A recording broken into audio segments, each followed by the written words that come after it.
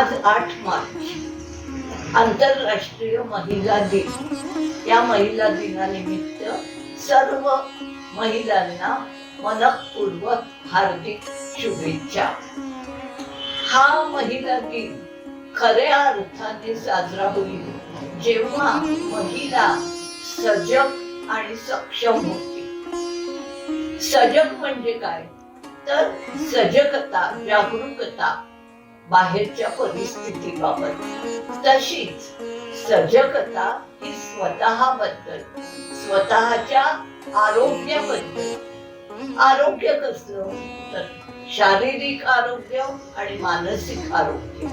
शारीरिक आरोग्याबद्दल आपण बऱ्याच वेळा काळजी घेतो, डॉक्टरकडे जातो, औषधं घेतो, कधी कधी दुर्लक्ष करतो, पण तसं करू नका.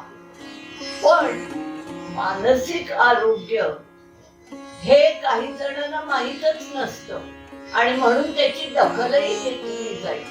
पण मानसिक आरोग्य हेही तितकंच महत्वाचं आहे. मानसिक आरोग्य म्हणजे काय तर मानसिक संतुलन. ते बिघडू द्यायचं नाही. मग हे बिघडू नये म्हणून काय करायला पाहिजे तर एक स्वतःला ओळखलं पाहिजे. म्हणजे काय करायचं, आरशात बघून काय ओळखता येतं नाही, तिथे फक्त चेहराच दिसतो. पण ओळखणं म्हणजे स्वतःच्या आवडीनिवडी ओळख, स्वतःचे छंद जोपासणं, स्वतःच्या आवडीनिवडीला प्राधान्य देणं आणि त्याचा पाठपुरावा करणं. आता हे कसं करता येईल तर अनेक गोष्टी करता येतील. तुम्हाला नव्याने काही शिकता आलं पाहिजे. काय शिकायचं? तुम्हाला नृत्य आवडत असेल, संगीत आवडत असेल ते शिका. लिखाण करायची सवय असेल तर ते करा. बागकाम करायला आवडत असेल ते करा. बोनसाय झाडं वाढवा. इंटिरियर डिझायनिंग करा.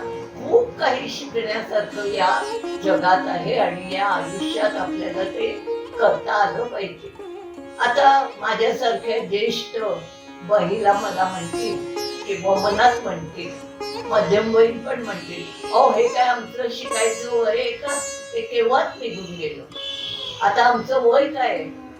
खरं सांगू, शिकायला वयाचा अडचण कधीच नसतो.